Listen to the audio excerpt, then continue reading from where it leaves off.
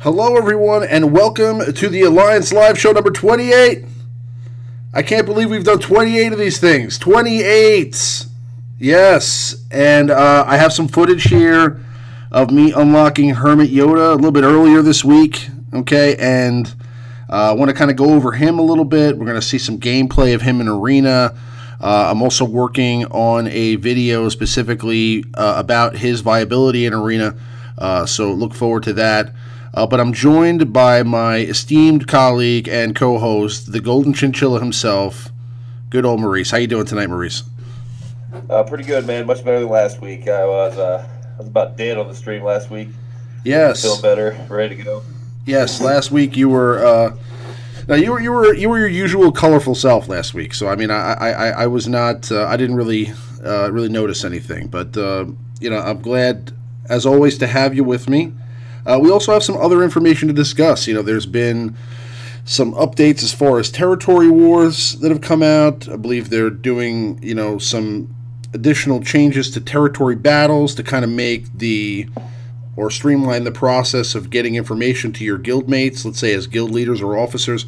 And then they've also kind of hinted, with some of the changes that they've made in the game, to possibly Jedi Ray coming out at some point later on, so I want to talk about that too. So we'll get to all that stuff and the usual meta report and Q&A section. Remember, if you guys have any questions that you want asked on the stream, please put at Maurice or at Ramon or at Live Show in the comment section, and we'll try to address that question at the end of the show when we get to the questions and answers section. So for right now, let's start off with the most fresh topic, which is the Hermit Yoda unlocking that I have here. We're kind of just going through quickly in this video the gearing up of Yoda. Now I have him at gear 11 at the moment, and I actually am about to equip a Zeta on him tonight.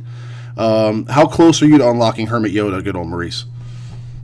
I think after this territory battle, once we get the rewards, I'll probably be about 20 short of getting him. But I'm going for him. I stopped to pull a gold piece, 2 gold pieces, so I've done that, but everything else has gone right to him. I pulled some of Cassian's U-Wing like a dummy, and it was down there, and then they just give it to us every day in Cantina. Yeah, a lot of people that have just been straight farming Hermit Yoda are close to that point now. I mean, even if you're not necessarily in a 45-star guild or a 43-star guild, you're still at that point now where you've made enough currency where, either this territory battles or the next one you're going to unlock him. For those people that did go ahead and invest in some gear to get their characters that are already at gear 12, some additional gear to beef them up, those guys, you're probably going to be a little bit further off. But it depends on what your, priorities were. For me personally, I was just, from the standpoint that you go ahead and get your Hermit Yoda done as quick as possible so I can then later on move on to farming all that other gear. So that's why I just kind of went for Hermit Yoda off the bat. I didn't buy anything else. I think I bought Cassian's U-Wing shards one time for like 200 currency. But besides that, it's been all Hermit Yoda shards. And I'm glad I didn't go too far into the, Cassian's U-Wing thing because, if I would have went deeper down that rabbit hole, I would have found out a few days later that they were just releasing it for free in the Cantina store. So I'm glad I didn't do that. But he is very promising, especially, like I said, with the possible addition of maybe a Jedi Ray coming here in the next few weeks. I don't know if she'll have the Jedi tag. I just have a feeling that as we get closer to The Last Jedi, Jedi Ray is going to come in some shape or form, maybe alongside Jedi Luke, an old man Luke. I don't know if we're going to get another Luke so quick. We had to wait a real long time to get the Luke that we have now, so it may be a little bit longer before we see Jedi or old man Luke. But I have a feeling that Jedi Ray is coming because, I don't know, I just feel like I've heard some rumors about the smuggler characters being necessary for maybe some sort of a legendary event. There's been no confirmation from EA, so I don't have any word on this specifically. I'm just kind of throwing my guesses out there. And on top of that, there's also, the fact that they changed the name of regular Ray that's in the game right now to Scavenger Ray, if any of you noticed in your inventory. So that means that, obviously, if they're changing her name to Scavenger Ray, they're already considering putting another Ray in the game. We've already seen Lightsaber Ray. She's in the game. You can battle her in in the game, but she's just not a playable character yet. So I mean, what are your thoughts, Maurice? Do you think Jedi Ray is coming? Well, I mean, I've heard the same type of rumors as you have, and we didn't even, the two of us hadn't even discussed it until, what, an hour ago, and just so, I mean, the hype train, the rumor train is real. I think so. Like they did the same thing. Farm Boy turned into Farm Boy right when CLS came out, so I was that's a hint. I was kind of on the fence, again, when they named the Farm Boy Luke, they released Commander Luke, now that they're Scavenger Ray. I mean, I have a feeling that Ray's coming real soon, and The Last Jedi would be a perfect opportune time to do that. Obviously she gets a new wardrobe, a new outfit in this movie. She's going to have Luke's lightsaber, or really Anakin's lightsaber, in the game, I'm sure. And I don't know. I mean, I don't know if she'll be a good leader, if she'll be a good support character, maybe just an attacker, but obviously you're going to want to have her with maybe some sort of combination of Hermit Yoda. The Jedi could be coming back into the fold here real quick. So I'm kind of excited about that. So that's what's really getting me more amped up about this whole Hermit Yoda thing, because I want to have him ready to go as soon as Jedi Ray drops, if that's the case. So I don't know. I mean, if you need to have the smugglers to get her, I mean, I'm sure they'll eventually make them available to us in some way, but probably a lot closer to the time that the event's going to be coming, because obviously they're going to want you to speed farm the characters and spend some money on them. So are you doing anything right now currently to get yourself prepared for that, or is it just kind of you're going to wait to hear a little bit more information before you make any investments? And I've heard the same things, and I am kind of reluctant to admit it, but I'm kind of buying into it, right? So, every day I'll save 320 crystals a day, and if I see one of them in the little 4-pack of them pop in there, I'll buy them. And I'm fortunate enough to place both high in the ships and the arena, so I can get my refreshes, and then that's what I'm spending my crystals on now, are those guys. Will you need them? I don't know, but if I can pull them 4 a day for a few weeks and hopefully get them up to 5.5, and they'll release the characters, but it'll be like a real panic situation. Like they'll throw them in Cantina, like the very last node, 5 days prior, and do like a double drop. So they're gonna put the smugglers like in a hard node, like 5 days before the legendary event drops. That's well, they could. I'm not being pessimistic. I mean, it's realistic. It just yeah. So I want to be ahead of the game. So if you're the type of person that's gonna panic farm and go all in, and when she comes out and get her anyway, it's more cost efficient to start now and just start plucking them out of the. It's a gamble though, because Jedi Ray can come out or not come out at all. Require different characters and things like that. So now Hermit Yoda here. They're good characters. They're good characters though. They're cool. They're good no matter what. I mean, they're great characters no matter what. They add, I think, to your resistance too, right? They have the resistance faction tag, or no? They're just smugglers. No, just a scoundrel and light side. Okay. Now, we're looking at Hermit Yoda here on screen. Now, he stuck the Master's Training buff here on Commander Luke Skywalker.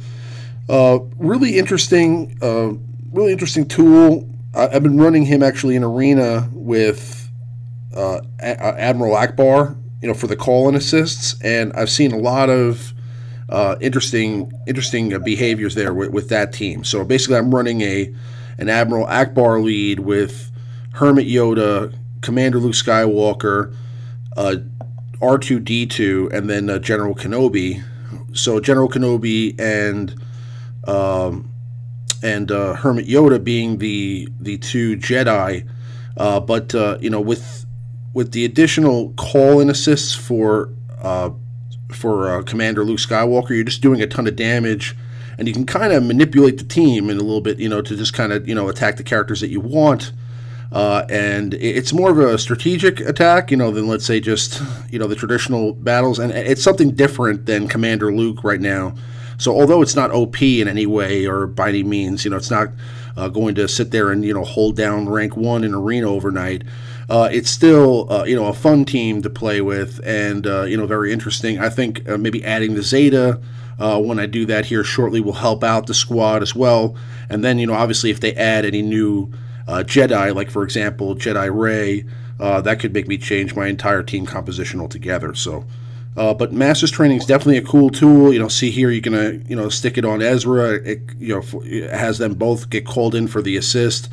If you get to the later parts of the match where you maybe have 2 or 3 characters that have Master's Training, it's a pretty cool attack to get let's say 3 or 4 characters to all attack at the same time and attack one person. So it's definitely an interesting mechanic, and Hermit Yoda definitely has his place. I'm not sure if he's necessarily going to overtake Commander Luke Skywalker. As we know, right now he's just dominating the meta in every way.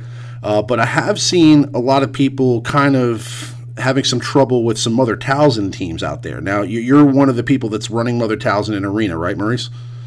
Yeah, I just started fooling around with her today. It's a breeze right up the arena ladder. I'm still, my payout was about 7 hours ago, 6 hours ago. And I'm in 8th place, so I mean, it's doing okay on defense, I guess. I don't know. I'm waiting on some feedback from my arena shard. I've been asking them. So we'll see. I like it. It's pretty fun. So I use her, Asajj, Nihilus, Thrawn, and Shore Trooper Kenobi. I guess I'm just kind of making a temporary tank until I get that zombie. I'm gonna have that zombie geared up pretty quick. She'll be 3-star, but she's gonna be geared up. So it's working well. The play goes around. It's a real good counter for the. And if you have a nice Death Trooper, you just replace Nihilus with Death Trooper, and you got AOE health mutant in the whole team. And you basically just plague them to death. So it's pretty cool. Yeah, might have a lot of fun with it. Yeah. That zombie comes out, then you can make some legit Nightsister teams. Yeah, no, plague is a really interesting debuff. I mean, it's basically killing the characters before they get their protection. So you're basically eliminating the characters in most cases before they even lose all their protection. You know what I mean? So it's kind of an interesting way to beat them. And I think it's kind of served to have some of the other characters around that that could really be beneficial there. Like, let's say, Savage Opress, for example. Have you toyed around with him at all? No, I'm gearing him now. Mine was only gear 9. I want to fool around with that as well. I want to throw him in there. I think there's some nice kind of unofficial synergy between the Sith and Talzin. You get the assassin, you get the trooper that just bypass protection. You got Talzin Plague. You just got Savage just knocking them out. There's some cool little, especially like if we get a dark side territory battle. There's some nice little, you can platoon half your Nightsisters, platoon half your Sith, and still make a feasible team. I think that's going to be cool. Now, have you thought about any other compositions besides, let's say, a Mother Talzin-led team? Maybe where some of the other players who aren't necessarily going to go all out Nightsisters here just want to invest in maybe Mother Talzin, or maybe just gear up their Mother Talzin that they have now to gear 11 and just kind of run her in arena with their squad. What would be an alternate composition to, let's say, a Mother Talzin-led Nightsister squad that you could run right now that would be beneficial or would be a team that would serve you well in arena? Are you talking about just using them like a 3-star Mother Talzin? Yes, or like a 4-star Mother Talzin. You could use a 3-star. Yeah, 3-4-star is going to be fine. It's going to be real similar to Nihilus. Like Nihilus, you could use a 3 and 4-star because you're in it. You just use him for his ability, right? Like his trick, if you will, and she's the same. Like she's a little bit squishy. She's gonna be real squishy at 3-star, but if you've got some mods with some decent protection, health, maybe some defense, kind of build her a little tougher. And you could just run her. I think she pairs well with Thrawn. Her, Thrawn, Nihilus. I mean, you can use all the meta characters. Just look at the meta report, which we're gonna do in a few minutes, probably. Yeah. Yes, we will. I just equipped Hermit Yoda's Zeta, so we're going to go ahead and run him in arena here and just kind of see if that makes any changes. Just any meta character, any character, top 15 characters, kind of build a squad around. It's just you can plug her in anywhere. I don't know. I haven't really tried her much with CLS, but I would replace CLS with hers. But CLS is a better character, but I don't know. There's only so many spots in the team, so it's tough. Yeah, I would imagine. Like I said, she pairs real well with Nihilus because you got to think if you can get your Talzin fast and she goes first, that's a guaranteed plague that can't be resisted. So both Death Trooper and Nihilus will just drill them with those cooldowns. So because they're guaranteed to have a negative buff. Yeah, I think Talzin and Nihilus and or Death Trooper are a nice 1-2. And again, like you mentioned, Savage. I think the Sith are cool. If you've got some Sith, you can throw in behind her.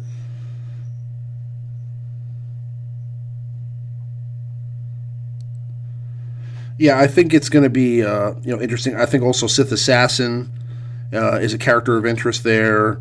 I was also thinking about, besides Sith Assassin, what are the character goes? Sith Trooper goes directly through protection into your health, right?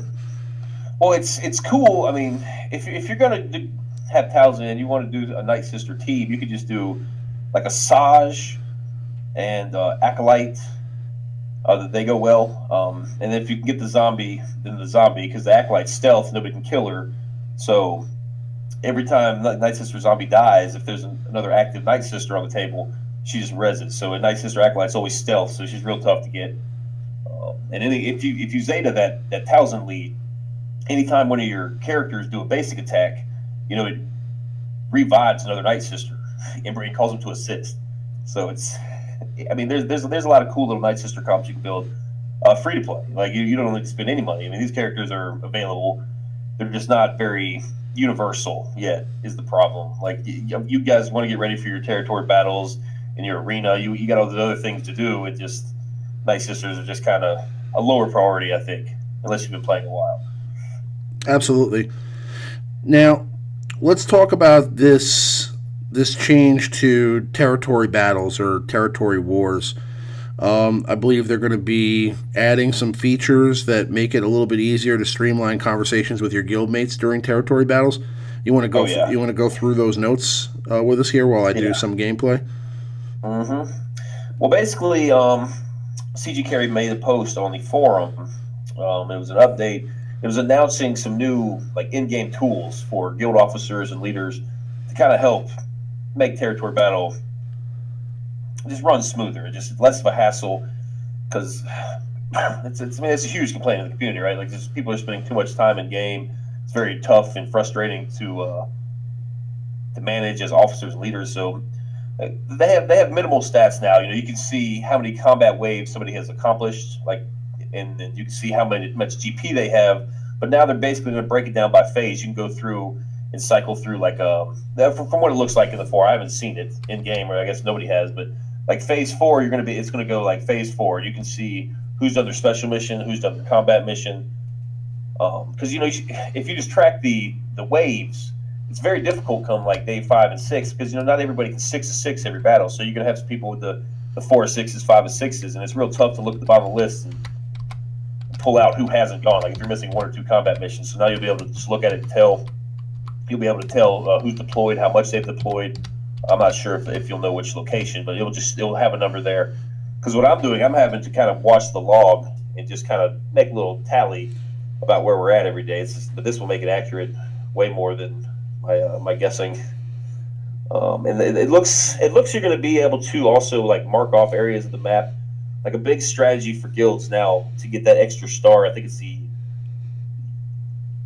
7th star in P6.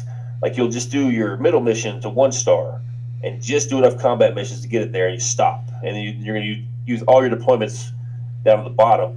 And once your middle zone there gets to 1 star, a guild leader can go in there and just block it off, so nobody goes in there and can make a mistake and accidentally attack it, deploy there. So it just everyone will move to the bottom. They'll know just by looking on the map. That's what it looks like to me. Everyone will be in the guild will be allowed to view individual player contribution by phase instead of simply overall contribution. That's what the forum post says. So and they keep saying leaders and officers, so that would be good, because right now we have that gold banner in game. That's really the only the leader can update that. But if it looks, they keep mentioning it, so it looks like leaders and officers will be able to kind of get in here and fiddle with it. Missions can be highlighted to draw attention to them. Missions can be prohibited, and a customized message can be written on the details panel for all missions to communicate further information. So it's very nice. I think this is going to help out a lot. And as an officer in the guild, this is going to make my life a lot easier. So there are a couple. Don't have to use spreadsheets as much, and just look right in game. And there's one thing specifically that I'm not a huge fan of, but I mean, I'll get to that with you in a moment when you get there. The bottom part, the last part of it, which is the contribution max lock. Yeah, I'm not a huge fan of that, and I'll tell you why. So basically, what this does is once you've reached your star level, it's going to stop people from contributing. So they're not going to be able to do their battles anymore. Once you've reached 3-star, for example. So what this is going to affect is those people that don't necessarily do their territory battles right away. The people that kind of get into getting it done maybe after work or whatever later on in the day. If for any reason, let's say in phase 1 or phase 2, you're already at 3-star, you're no longer going to be able to contribute, so it's not going to tally any of those points for you. So there's going to be people that have higher point totals than you at the end of the TB because you weren't able to contribute anymore, and it'll give you a misrepresentation of what people are actually doing because you'll have people that have way more points than people that are actually more qualified than they are, if that makes any sense to you. Well, I see exactly what you're saying, and that could, especially if you're in a more aggressive guild, like they're just constantly striving to be the best and keep improving, if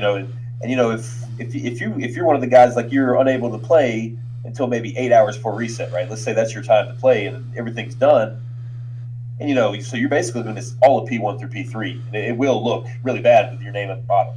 But right. But I think, but what it also will do to, like, on the flip side is people will be like, oh, I'm going to put off my territory battles until the very end. Hopefully everybody else will finish it. So I'm sure there's going to be people like that in all of the guilds. Like, people just, because this game mode is going to get a few more. It's very repetitive. Right. And so people are like, I'm not going to do it. The rest of the guild will take care of it. And so there's probably going to be some of those guys too. It's just kind of, like I said, I mean, but it kind of nullifies the tracking of guild progress, or territory battles progress, because you're not really looking at true stats because not everybody was able to contribute. So you'll have a guy, really, those guys that are rushing to platoon right at the beginning of a territories battle every morning. Like every morning they're just rushing to platoon as many characters as they can because it adds to their total, their total contributions. So you always have the second a territory battles drops, these people that just rush to platoon as many characters as they can, especially in phases 1 and phase 2 where it's easy. Try to get rid of, try to add more points so that it kind of, boosts their score a little bit at the end. So if they're not necessarily one of the top performers in combat missions or in galactic power, they can kind of boost their stats up by being able to contribute a little bit more to the platoons, right? So I don't know. I just feel like. Well, it's a little redundant, right? Like, if your guild leaders can get in there and block the battles off, like, why? I mean, if you're full, just have the guild leader block it off. I mean, this is it could be a little unnecessary, but I mean, if you've got 4 to 5 officers in your guild, just somebody get in there and close it off, I guess. I'm not sure. It'd be nice if this function was like click on, click off. Maybe that way you can decide, but. Right. I mean, it depends on the guild, really. I mean, like, again, if it's a situation where it's not a big deal and you're just all glad to get it done and it doesn't matter, then okay. But there are going to be guilds out there that people are in where they're tracking stats, and if they feel like you're not contributing enough, you're going to be removed from that guild. And I think that could hurt some people that don't necessarily have the time to contribute right away, because, I mean, Territory Battles does refresh right in the heart of a workday for, Eastern Standard Time. So, I mean, like, you're talking about 1 o'clock in the afternoon. For some people, that they're nowhere near available at that time to start doing battles. So I'm saying, for those people that are, it's going to give them, an advantage. And again, it could throw off, the entire tracking system in the first place, which just kind of defeats the point of all this extra stuff that they're adding. They're adding stuff to help you track performance, and then they're going to change the way that performance gets tracked in the first place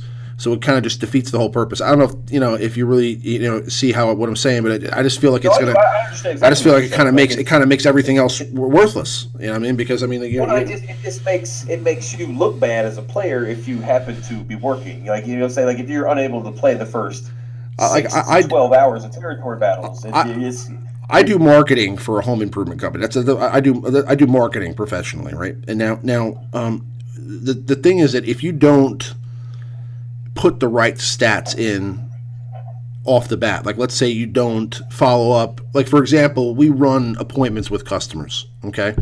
Now, at the end of the day, we have to track the results of those appointments in order to determine how well we did with the sources that we got. So let's say we have a certain amount of appointments that came from people looking at a magazine and gave us a call. Okay. Now I won't truly know how well those appointments performed and how well that source is, the magazine, for example, until I find out what the results are of the appointments. But if let's say a representative that goes into a customer's house doesn't tell us the truth about what happened on that appointment, there's no way that I'll know how well the actual source that I'm paying for is producing. So what I have to do is actually follow up with the customers to find out actually what happened in the home, because we don't have a camera in there, so we can get the results so that we can actually accurately determine what the numbers are, because you base budgeting on what your final tally is or what your final results are. So I don't know whether it makes sense to spend another $100,000 this year on magazine advertisements or not, because I don't know what the true statistics are in the first place. So what I'm trying to say is, like, when you're looking at the stats now for territory battles, you're going to be looking at them and determining, who's the best performer in the territory battles without all the stats really being there. So it's not going to really tell you a clear picture or an accurate picture of who's the best performer or who could be the best performer, because people are being capped or stopped before they get an opportunity to perform in the first place. So I don't know. I just feel it's kind of stupid. But there you go. My opinion in a nutshell. Anywho, any more thoughts on that, or should we jump into the meta report here? Go for it. Yeah. All right. So let's do the meta report. Now Wixel in the chat here is saying that he's pretty certain that locking a finished zone is optional if guild leaders want to do what he's talking about. That's on them. Yeah, it is optional. You can lock the battles on and off, and at the very bottom of the post, we're talking about the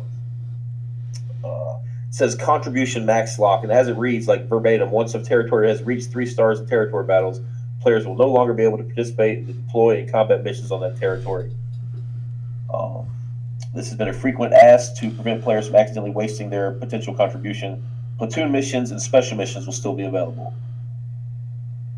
So it's to me, it sounds like you're just locking them out of the combat missions and deployment. I mean, it should be maybe locked until you get 3-star in all territories, and then once you have 3-star in all territories, then you should be able to go and do whatever you want at that point. You know what I'm saying? But if it's locking you, and then once it's done, and then there's people that, let's say, didn't even get it, because there's going to be people that don't even, let's say they have a long night, or they're busy, or they're they go into the hospital for the day or something. They're going to get out and then go try to play their territory battles, and they're going to be locked out. They're not going to be able to contribute anything, so it's going to look like they did nothing all day, and that'll add a 0 for them for a day in territory battles, and then at the end there could be. They could be the lowest ranked person in the guild when it was just a matter of circumstance that they weren't able to contribute for that day. So I mean, I just don't think it's going to truly represent the statistics of who are the best players in your guild or the best performers in your guild. So I just don't understand. It just kind of like I said, it nullifies all the other stat tracking aspect of it. So. It sounds like you need to restructure your workday and take your bathroom breaks at 1:05 p.m. every day. You should probably just quit your job and just yeah. Got to keep the combat missions up, man. Yeah. So all right. So as far as rank 1 leaders concerned, I'm very shocked to say that number 1 is Commander Luke Skywalker. Yeah. But no, we have behind him General Kenobi, Rex, and then again a little bit larger piece of the pie. It's not quite 5% anymore. It looks like a little bit more than that, but it's pretty much comprising of all the remainder of the top 10. So 7 people squeezed into that little slice, being Mother Talzin, who's now made an appearance behind Admiral Akbar and Grand Admiral Thrawn. So Grand Admiral Thrawn in 4th, Akbar in 5th, and then Mother Talzin now making an appearance as the 6th top leader at rank 1. And you're one of those people. So you're the one of the 23 there, Maurice, huh? No, I tried. I got second. It was my Grimblades. Okay. Grimblades day to take first, so I had to just chill. I was tempted, boy. But it was his day. So we have Finn behind her, Qui-Gon Jinn behind Finn, Wedge Antilles, which I'm kind of shocked about. I can't believe Wedge is still in there. And then Darth Maul. Wow, how far Darth Maul has fallen. But, I mean, there's still people just rocking that guy out there. There's a couple of people out there taking rank 1 with Darth Maul. God bless you. Yeah. God bless you, people. It's those people that started alt to get the Sith from the start. It's just like you Maul fanatics out there. Thank you for what you do for us out there. All right, moving on to the top 10 squad members at rank 1, and it's gonna shock you, but it is again R2-D2 and Commander Luke Skywalker, followed by General Kenobi, Grand Admiral Thrawn, and then Han Solo. So now Grand Admiral Thrawn's actually taking, because Han Solo had kind of eclipsed Grand Admiral Thrawn, and now Grand Admiral Thrawn's taking that place again, and he seems to be kind of spreading his lead a little bit here. So now it looks like Grand Admiral Thrawn is kind of definitively taking 4th place, with Han Solo behind him, and then Darth Nihilus behind them. And obviously, I mean, you see these faces in Arena all over the place. I mean, these are the same faces you see in pretty much everybody's. Oh, you're one of the Akbar guys, huh? Great. I'm an Akbar too, but that's cool. Barriss Offee, Baze Malbus behind them, Chirrut, and Rex at rank 10. Kind of surprised to see Rex so low, being that he's the 3rd highest leader ranking. But again, it's pretty much what you'd expect. Barriss Offee overtaking Baze Malbus and Chirrut. With the Zeta Barriss, obviously everybody's running that right now. But I mean, pretty much what you'd expect to see. I mean, I'm looking at my top 20, top 30, and this is pretty much every character that's on everybody's team. There's not a lot of creativity out there going on right now, so you're not seeing a whole lot of, real interesting team compositions. Really, the most interesting new team compositions you're seeing out there now are probably your Mother Talzin teams, just kind of trying to switch it up a little bit. But, again, with the addition of maybe Jedi Rey and, Hermit Yoda and, obviously the Nightsisters, as people start to get them, and, Zombie and Spirit are available here in a few days. We might see some different squads eventually start to pop up as people get them leveled up and geared up and purchased. I mean, are you actually going to switch full time to a Nightsister squad, or are you just going to do it for now for fun? An all Nightsister squad, probably not. It's just they're very, I don't know, they're very squishy. But you can run that loop team, the Infinite Revive team, if you will. With the Zombie and the Acolyte and Talzin lead, where they just constantly revive each other because you can never get to Acolyte. But that's super exploitable. I mean, all you have to use is like Lando. Just use B2 and Lando and just knock the Acolyte out quick. And I mean, you melt that team in 30 seconds. You know what I mean? So, there's gonna be ways around it. It's gonna be if the Nightsisters do rise, so is Rex, because the Nightsisters have a lot of AOE. Her Plague's an AoE. Asajj has her AoE attack. Acolyte does 2 basic attacks if she crits twice, Yeah. So Rex is just going to climb right back, just like the same pattern we've always seen. Like a new team comes out, and they're like, yes, and then Rex counters it. It's just, Rex rises back to the top and falls. No, you're right about that. It's been like this for a year. Like somebody finds a new meta, and then eventually somebody figures out a way to counter it with Rex, and everybody runs Rex. You're right about that.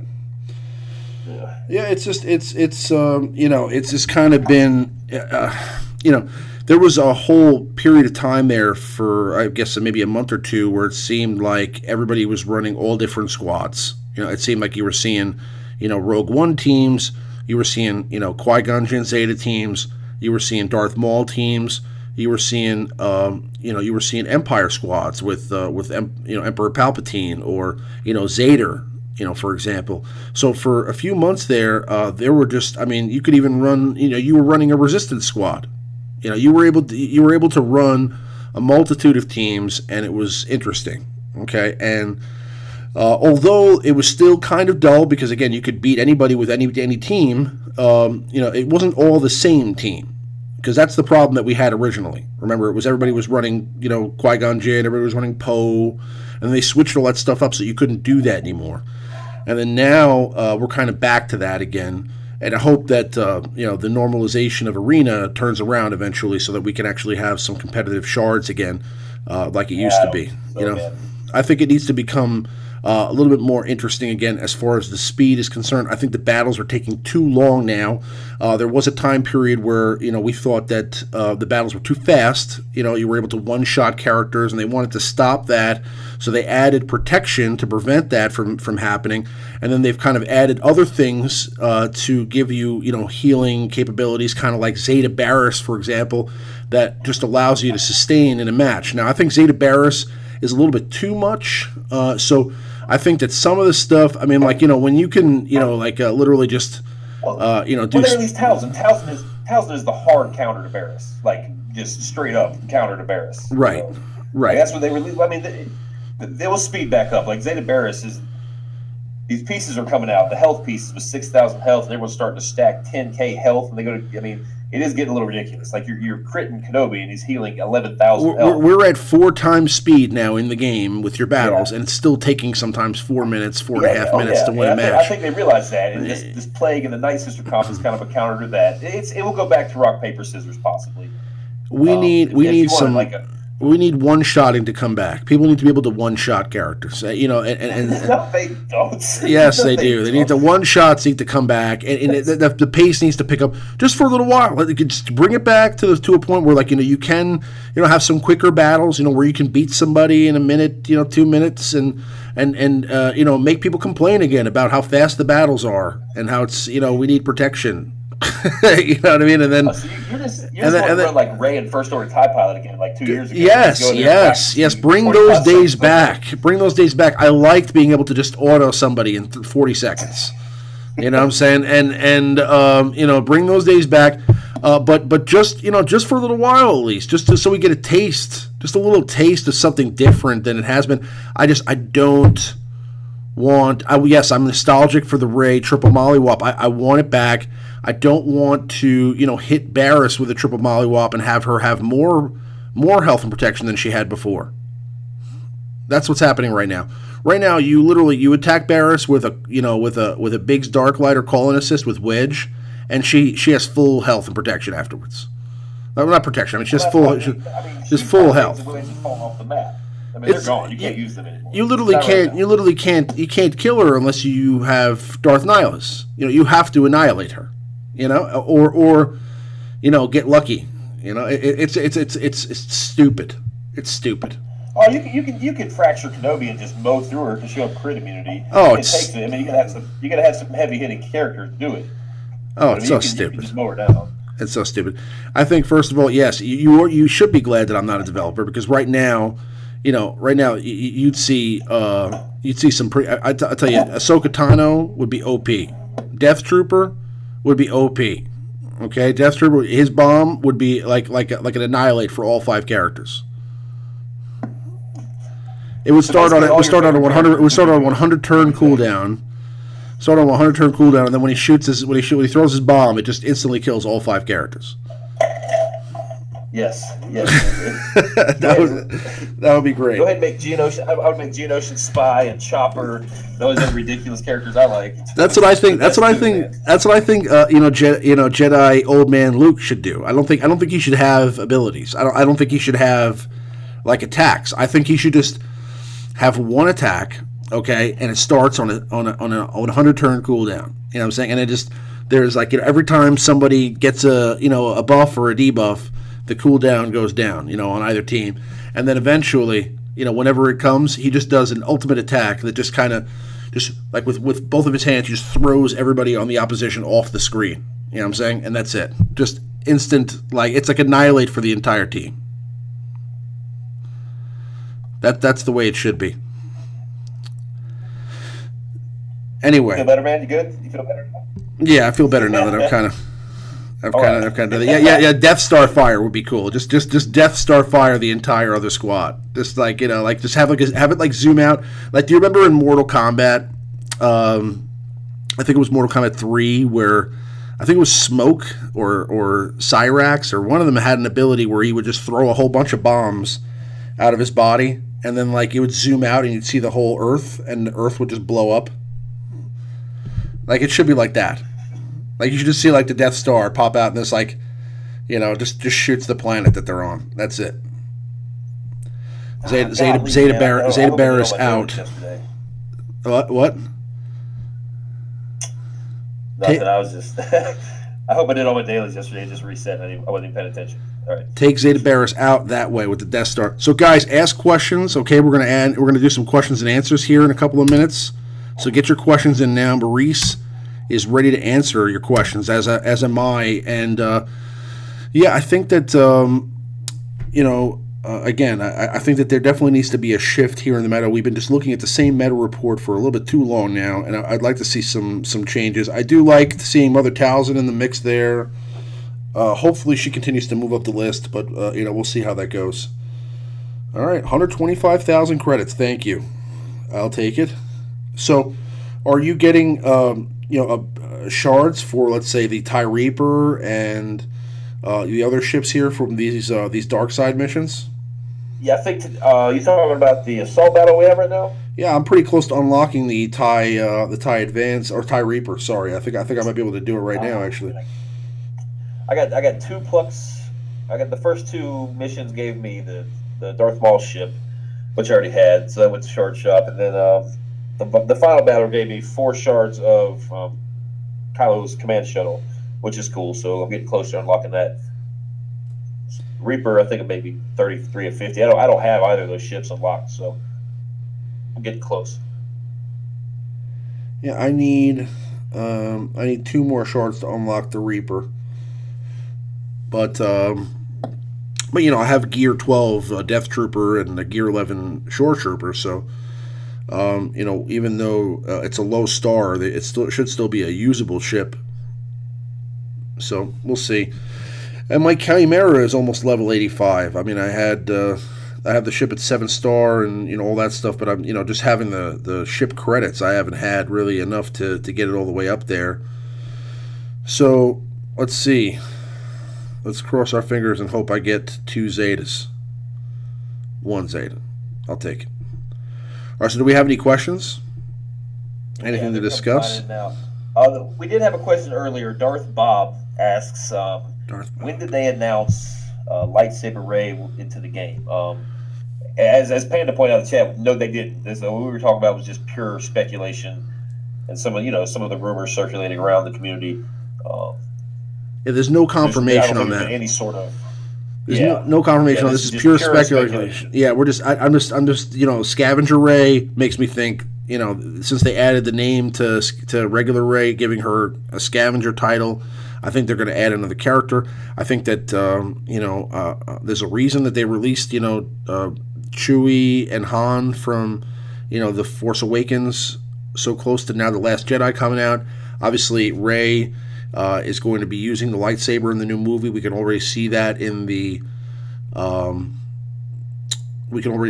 trailers, and I do think that in some form, they're going to release, a main character here for the saga film that's coming out. Obviously, it could be, Old Man Luke, Supreme Leader Snoke, maybe another version of Kylo Ren or Captain Phasma.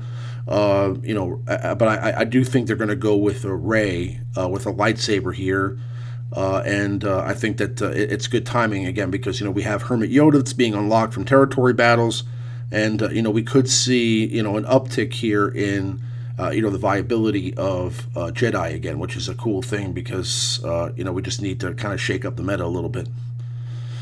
So, question: have you heard that Team Skunk has broken up again today with Sith and Republic leaving? Team Skunk broke up about 6 months ago.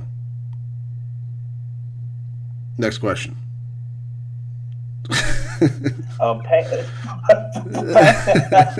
Panda asks, Can we please see Remon versus Phase 6 and TB, round 7?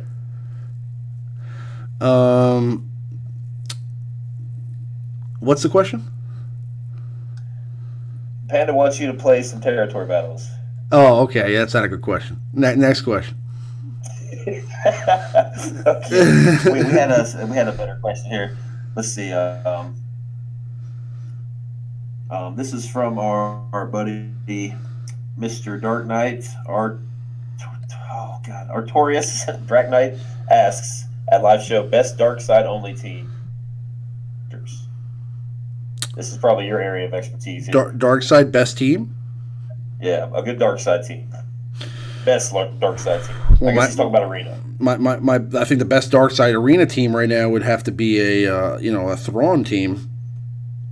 But I mean, it depends because there's some pretty good Sith squads out there too. But again, if you're talking about just straight best team dark side right now for like, is the question like in related to territory battles, or is it just kind of for dark side territory battles, or is it just? I don't think it's for our territory battles. I don't know. I guess he's talking about arena. We'll go with arena. Give him a good dark side arena team. Okay. Well, I think you're talking about probably Grand Admiral Thrawn with let's say a short trooper, but if you really want to talk, probably the most viable right now, I'd say we have to start talking Mother Talzin teams. So if it was my opinion, I'd say like a team including Mother Talzin lead with let's say Asajj Ventress, Old Daka. I'd say then also possibly Darth Nihilus and Savage Opress, Zeta Savage Opress. But I don't know. I think you'd want to have a tank in there. So maybe instead of either Talzin or Asajj Ventress, you have to have Nightsister Zombie in there, something like that. That'd be kind of interesting. I don't know. What are your thoughts, Maurice? What, just a dark side team? Yeah, Nightsisters. Yeah. I don't know. I would run. I'm just trying to think of people I have that I could use. You can't really use Vader. I mean, you can, but it includes Talzin. I'd probably run a Thrawn Death Trooper, Short Trooper. Maybe a Veers or a Krennic or Stormtrooper, some sort of hybrid blend of Imperial Trooper Empire team. I don't have much experience in the arena with Empire at all, but that's probably something I would try to build. I tried Garsax lead, and that was a massive failure. I'll never even use him again. What a joke that was. Oh, I was so excited about that Garsax lead. It was bad. But I don't know. It's Darth Nihilus. Basically, you just put some dark side characters around Darth Nihilus and Thrawn. Just pick 3 and try to roll with it. Yeah, I mean, I think that again, I'm thinking that some sort of mixture of Mother Talzin and the Sith would be cool. Maybe a really interesting team would be like Mother Talzin lead with Asajj Ventress, Old Daka, Sith Trooper, and Sith Assassin. I think that would be a really good team also. Yeah. I think you'd do a lot of damage there. Or maybe instead of Sith Assassin, you run Sith Trooper and Savage Opress. Running those other three.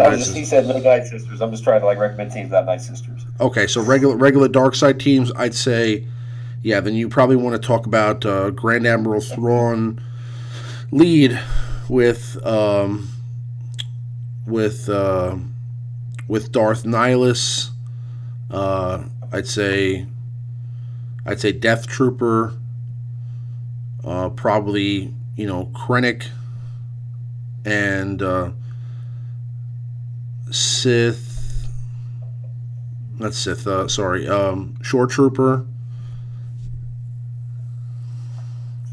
I don't know, you could run a pretty good team with Veers right now too. But honestly, I think you need to have that Thrawn lead in there. So I'd say like a Zeta Thrawn lead, yeah, with like Shore Trooper, Death Trooper, Krennic, and possibly Darth Nihilus would be a pretty good team. I don't know. That's just my opinion. But next question. To seriously address the Team Skunk thing, they were eventually going to do that. From the past, I think there was always the plan to eventually disband from the Team Skunk name. There was just a period of time where it made sense for them to stay there after we had all left because there were recruits still coming into the Team Skunk Discord from the live shows that we did in the past. So they kind of stuck it out there to continue to grow the Republic community with the recruits from the Team Skunk Discord. And now that some time has passed, that neither I or Lord Skunk has made a live stream promoting that Discord, so I'm sure there's less traffic going there, probably less people signing up for guilds these days. So it only makes sense to kind of disband or disjoint that name and just continue to promote their Republic guild, which is actually one of the top performing guilds right now in territory battles. So I wish them luck. I don't know who Sith is. I heard about them today for the first time, so I'm assuming that it's probably some sort of lower faction inside the Republic or Team Skunk. So, good luck to them too.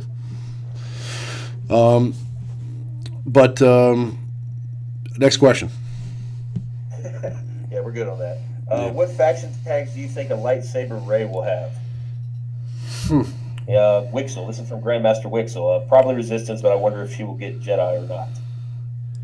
Yeah, I mean, I think it would be a shame for her not to have the Jedi tag. It wouldn't make sense. Yeah, I think she would get Resistance and Jedi. I think it would have to be that. That would have to be it. Maybe unless the only thing I can imagine is if they really create some sort of new thing in the movie, like if they actually call it something else, like not like the Jedi. Let's say he decides to call it, the Jedi, or let's say he calls it Ashla or Bogan or something like that. Like the original names for the light side and the dark side. Because there's it seems like they're kind of going in the gray direction. Where it's like not necessarily good to be all good or all bad. Kind of be in the middle is the way to be. So they've kind of been trending with that, since they kind of released this show Rebels, which is kind of leaning towards Jedi not necessarily being right during the Clone Wars. So they kind of feel like that the original ideologies of the Jedi have kind of been lost over the years, and that the original Jedi were about being both light and dark, and just kind of using a balance of the both, being balanced in the Force. So if they are going to get rid of that Jedi term, they may create some all-new faction altogether, which then would throw any speculation that we have out the window. But if they are going to keep like the Jedi name, like still call themselves Jedi, then yeah, I would assume Rey will have the Jedi tag. But she looks like she's wearing traditional Padawan gear in the movie. Like, I mean, the outfit that she's wearing is like what a Padawan would have worn at the Jedi Temple. So I'm assuming that she's going to be considered like a training or a Jedi in training or a Padawan. So she may get that faction tag, but we'll have to wait and see. It would be kind of silly, I think, to try to create a new faction that doesn't exist yet, because again, there's no other characters that we could tie into that. There'd be no way to create a full 5 team of that synergy. So you might as well just compile them with Rey, or maybe call them Gray Jedi, but still have the synergy with the Jedi. So you know what I'm saying, or maybe at least add something to the existing Jedi in the game, because obviously they're going to need to rework at some point too. I mean, let's be real here. There's been zero love given ever to Plo Koon, Eth Koth, Jedi Knight Guardian, Ayla Secura. I mean, the list goes on. There's Ima Gundy. There's probably a few more that I can't even think of right now. But there's a large amount of Jedi in the game that could use some love. So I'm sure eventually they'll all get a rework with new abilities, maybe Zetas. So they could possibly add into their kits some sort of synergy with, let's say, Gray Jedi or something like that. Yeah, I think that I don't think Snoke is going to end up being weak or anything. I don't think Kylo is going to end up being what you think he is either. I think Kylo is going to end up you're changing your perception on who he is by the end of the saga, whatever it is. Whether he ends up being like a total like a total badass, or he ends up being like somebody who's just turns to the light side. We don't know yet, but I think that your perception of him now will be different by the end of the next movie in the saga. So, we'll see. I mean, your perception of Rey may be completely different. I mean, at the end of the whole thing, she may still end up being the main antagonist of the entire, saga, as far as we know. So, at the end of the day, this is all about people that turn from the light side to the dark side. So, whatever you think is going on now could totally be the opposite of what's actually going on by the end of this. And I'm sure they wouldn't just, have it end up being exactly the way you think it would go. It's not just going to end up being that, Rey is the good guy and Kylo Ren is the bad guy, and then Rey beats Kylo Ren at the end and Supreme Leader Snoke, and then everybody just has a happy time at the end. It's not going to work out like that.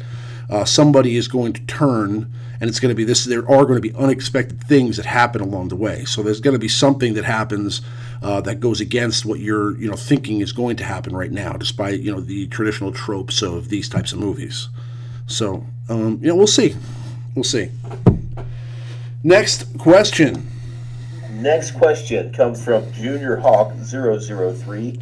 When Talzin is added to chromiums, is that a good way to get her and Wicket? Is the question. When they drop Talzin and chromiums, is this a good way to get her along with Wicket?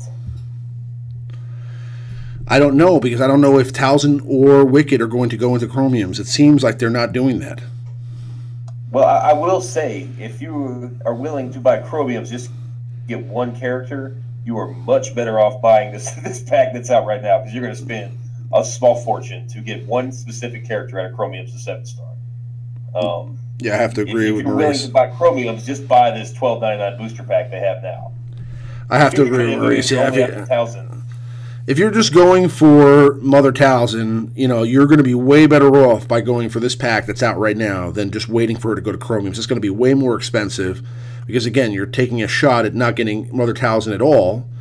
And, if she's a new chromium character, it's not like they used to be where, when chromium characters first dropped, their drop rates were insanely high. So, you'd basically get them for $100, $200.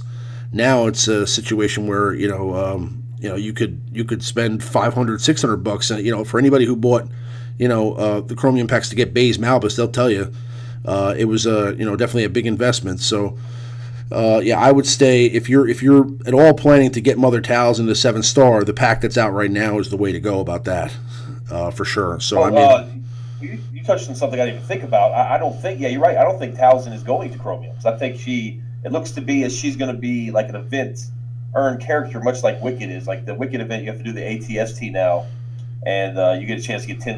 Was it 5 to 10 shards? I think I got 7 when you do the event.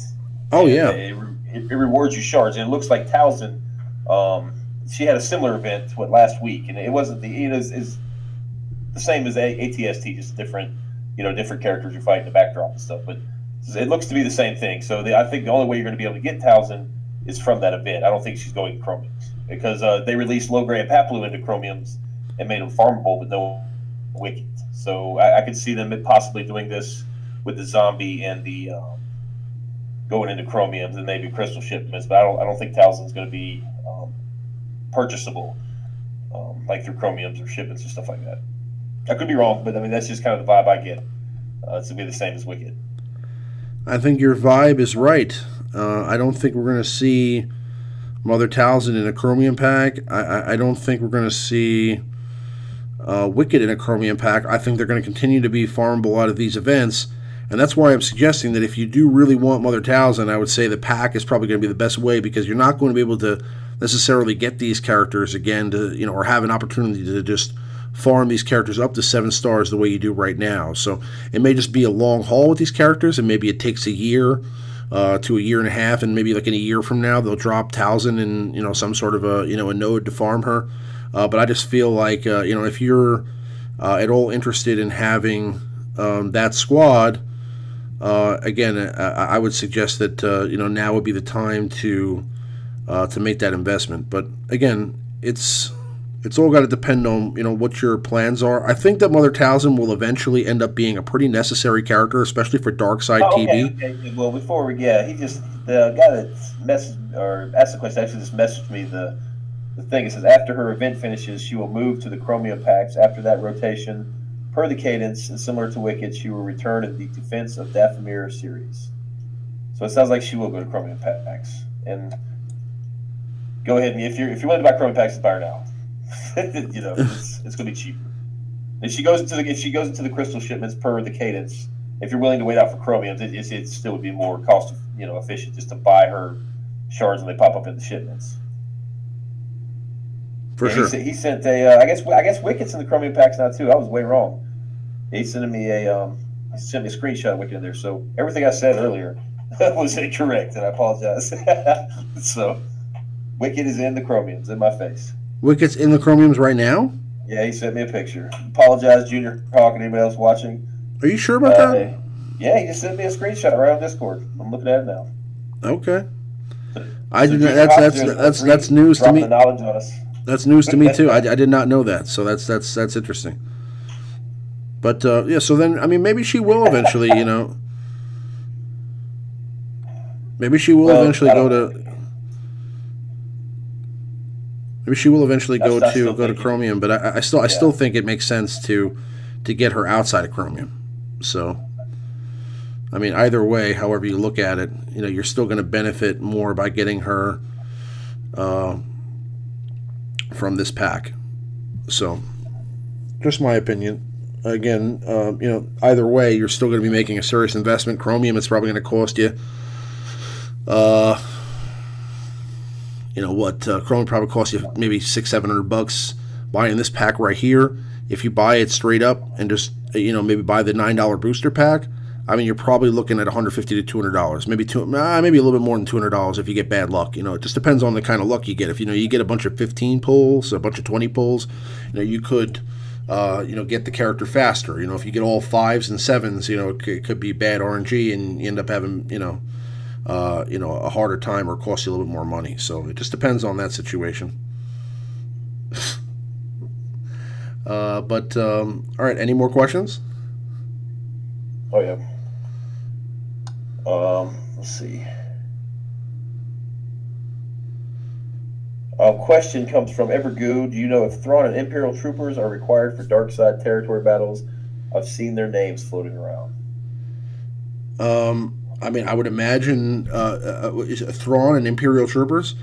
Of course they're going to be. Listen, if you're looking at the way that territory battles is now, right? Like light, you call it, I guess, light side territory battles is what we're doing currently. Then Rebels is the faction that's all about light side territory battles, or the current territory battles. So whenever we get the next iteration of territory battles, if that's considered to be dark side territory battles, then it's probably going to be all about the Empire. So the requirements will probably be Empire characters like troopers, especially sub-factions like troopers that'll be required. So if, let's say, Hoth Rebel Soldier and Hoth Rebel Scout are the required characters for light side territory battles, I'm assuming that probably Stormtrooper and Snow Trooper would be the characters for that side, or maybe Death Trooper. Who knows? Whatever they decide to choose, but they're going to pick Empire characters to be the characters that are required there. So I would imagine that those characters like Stormtrooper, Snow Trooper, Shore Trooper, Death Trooper, all the Imperial troopers will be the characters that you want to have leveled up. And as the movie comes out, Last Jedi, there'll be some more Empire characters added to the game as well.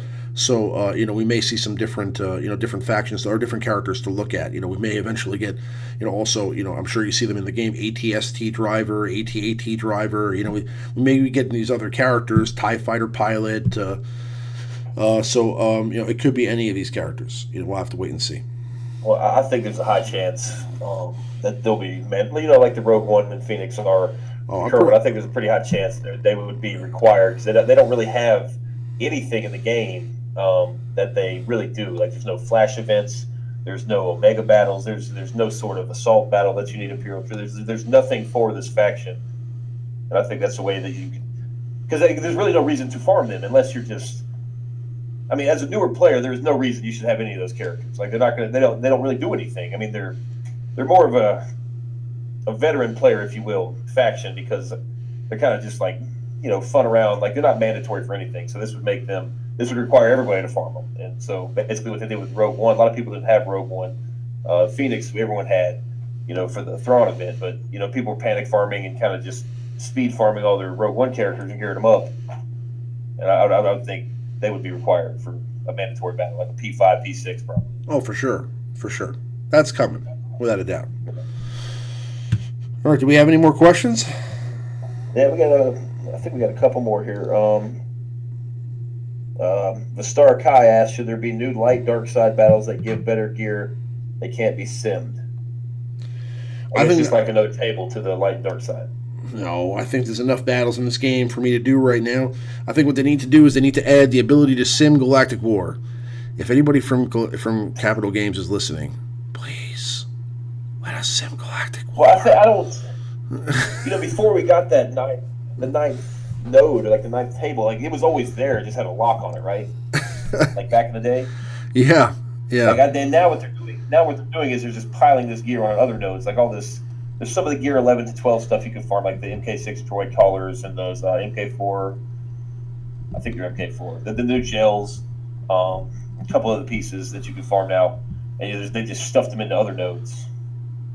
Yeah. Yeah, free removal of mods would be cool too. Yeah, free removal of mods would be awesome. But yes, please, sim Galactic War. Please.